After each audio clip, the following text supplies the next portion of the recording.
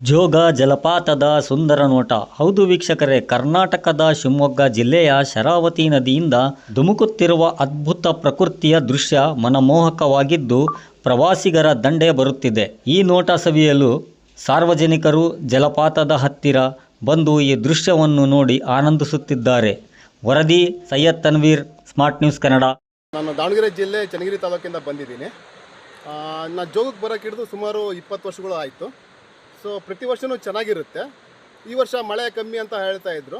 So ಹಾಗಾಗಿ ಸ್ವಲ್ಪ ನಿಧಾನನೇ ಹೋಗೋಣ ಅಂತ ನಾವು ಮಾಡಿದ್ವಿ. ಬಟ್ ಆಗಸ್ಟ್ ತಿಂಗಳಲ್ಲಿ ಬಂದಿದ್ದೀವಿ. ಮಳೆನೂ ಚೆನ್ನಾಗಿ ಆಗಿದೆ, ಬಟ್ ನೀರು ಚೆನ್ನಾಗಿ ಬರ್ತಾ ಇದೆ ಫಾಲ್ಸಲ್ಲಿ. ಇದೇನಪ್ಪ ವಿಶೇಷ ಏನಪ್ಪ ಅಂತ ಅಂದರೆ, ಈ ಜೋಗದಲ್ಲಿ ಬಂದಾಗ ನಾವು ತುಂಬ ಫಾಲ್ಸ್ಗಳು ನೋಡಿದ್ದೀವಿ. ಬಟ್ ಜೋಗದ ಥರ ಫಾಲ್ಸ್ ನಮಗೆ ಎಲ್ಲೂ ಕಾಣೋಕ್ಕೆ ಸಾಧ್ಯ ಇಲ್ಲ. ಇಲ್ಲಿ ನೀರು ಮೇಲಿಂದ ನೀರು ಬೀಳೋಕ್ಕಾರ ನಮಗೆ ಆ ಬೀಳೋ ಸೌಂಡ್ ಒಂಥರ ಮನಸ್ಸಿಗೆ ಬಹಳ ಖುಷಿ ಕೊಡುತ್ತೆ. ಹಂಗಾಗಿ ನಾವೆಲ್ಲ ಭಾಳ ಒತ್ತಡಗಳಲ್ಲಿ ಊರುಗಳಿಗೆಲ್ಲ ಇರ್ತೀವಿ. ಸೊ ಕೆಲಸ ಅದು ಮಾಡ್ಕೊಂತ ಒತ್ತಡ ಭಾಳ ಇರುತ್ತೆ. ಇಲ್ಲಿ ಬಂದಾಗ ಸ್ವಲ್ಪ ಸ್ಟ್ರೆಸ್ ಎಲ್ಲ ಕಮ್ಮಿ ಆಗುತ್ತೆ, ವಾತಾವರಣ ಚೆನ್ನಾಗಿರುತ್ತೆ. ಮಲೆನಾಡು ಏರಿಯಾ ಬೇರೆ, ಮಳೆ ಬರ್ತಾ ಇದೆ ಚೆನ್ನಾಗಿ. ಈ ರೀತಿಯೇ ಚೆನ್ನಾಗಿ ಮಳೆ ಬರಲಿ. ಇನ್ನು ಫಾಲ್ಸಿಗೆ ಜಾಸ್ತಿ ನೀರು ಬಂದು ಇನ್ನೂ ಸ್ವಲ್ಪ ಶಬ್ದ ಸೌಂಡ್ ಜೋರಾಗಿ ಕೇಳಲಿ. ಆಮೇಲೆ ಪ್ರವಾಸಿಗರು ಭಾಳ ಜನ ಬರ್ತಿದ್ದಾರೆ. ಇಲ್ಲಿಂದ ಬೇರೆ ಬೇರೆ ದೇಶಗಳಿಂದಲೂ ಪ್ರವಾಸಿಗರು ಬಂದು ಇಲ್ಲಿ ವಿಸಿಟ್ ಮಾಡಿ ಹೋಗ್ತಾರೆ. ಇದೊಂದು ಸುಂದರವಾದ ಸ್ಥಳ ಅನ್ನೋಕ್ಕೆ ನಾನು ಹೆಮ್ಮೆ ಪಡ್ತೀನಿ. ಅದ್ರಾಗೂ ನಮ್ಮ ಕರ್ನಾಟಕದಾಗ ಇರೋಕ್ಕೋಸ್ಕರ ನನಗೆ ತುಂಬ ಖುಷಿ ಆಗ್ತಿದೆ. ಇಂಥ ಜಾಗ ಐತಲ್ಲ ಅಂತ ನನಗೆ ತುಂಬ ಖುಷಿ ಆಗ್ತಿದೆ. ಧನ್ಯವಾದಗಳು. ಜಲಪಾತ ತುಂಬ ಚೆನ್ನಾಗಿದೆ, ವಾತಾವರಣನೂ ತುಂಬ ಚೆನ್ನಾಗಿದೆ. ಸದ್ಯಕ್ಕೆ ಇನ್ನೂ ಇಷ್ಟು ಬೋರ್ ಬೆರೀತೈತೆ. ಇನ್ನೂ ಸ್ವಲ್ಪ ಮಳೆ ಜೋರಾಗಿ ಬಂದರೆ ಇನ್ನೂ ತುಂಬಾ ನೀರು ಬಂದರೆ ಇನ್ನೂ ತುಂಬ ಇದಿರುತ್ತೆ. ನಾವು ಡೈಲಿ ಯಾವಾಗ ಬರ್ತಿದ್ವಿ ಅಂದರೆ, ಡೈಲಿ ಬರ್ತಿರಲಿಲ್ಲ, ವರ್ಷಕ್ಕೊಂದ್ಸರಿ ಬರ್ತಿದ್ವಿ. ಯಾವಾಗ ಬರ್ತಿದ್ವಿ ಅಂದರೆ ಸ್ವಲ್ಪ ಇದ್ದಾಗ ಬರ್ತಿದ್ವಿ. ಎಂಥದ್ದು ಮಳೆಗಾಲ ಜಾಸ್ತಿ ಆದಾಗ ಬೆಳಿಗ್ಗೆ ಹೊತ್ತು ಬರ್ತಿದ್ವಿ. ಈ ಸರಿ ಸಂಜೆ ಬಂದೀವಿ, ಲೈಟಿಂಗ್ಸ್ ಬಿಟ್ಟಿರ್ತಾರೇನೋ ನೋಡೋಣ ಅಂತ. ಬಟ್ ಸಂಜೆ ಆಗ್ತಿದ್ದಂಗೆ ಚೆನ್ನಾಗಿದೆ, ವಾತಾವರಣ ಎಲ್ಲ ಕೂಲಾಗಿದೆ, ನೀರು ತುಂಬ ಚೆನ್ನಾಗಿ ಬರ್ತಾಯಿದೆ, ಹಾಲು ಬಂದಂಗೆ ಬರ್ತಾಯಿದೆ. ಬಟ್ ಸ್ವಲ್ಪ ಲೈಟಿಂಗ್ಸ್ ವ್ಯವಸ್ಥೆ ಮಾಡಿದರೆ ಇನ್ನೂ ಒಳ್ಳೆಯದಾಗತ್ತೆ ಅಂಥೇಳಿ ನನ್ನ ಅಭಿಪ್ರಾಯ. ಈ ಜೋಗ ಜಲಪಾತನ ನೋಡಲಿಕ್ಕೆ, ಈ ಸೌಂದರ್ಯ ನೋಡಲಿಕ್ಕೆ ಒಂದು ಸೊಬಗು. ನಾವು ಪ್ರತಿ ಸಾರಿ ನಮ್ಮ ಸ್ನೇಹಿತರ ಜೊತೆಗೆ ಪ್ರತಿ ಸಾರಿ ಕೂಡ ಜೋಗಕ್ಕೆ ನಾವು ಪ್ರವಾಸಕ್ಕಂತ ಬರ್ತೀವಿ. ಪ್ರತಿ ಸಾರಿ ಬಂದಾಗಲೂ ಕೂಡ ನಮಗೆ ಬಹಳ ಖುಷಿಯಾಗುತ್ತೆ ಮನಸ್ಸಿಗೆ.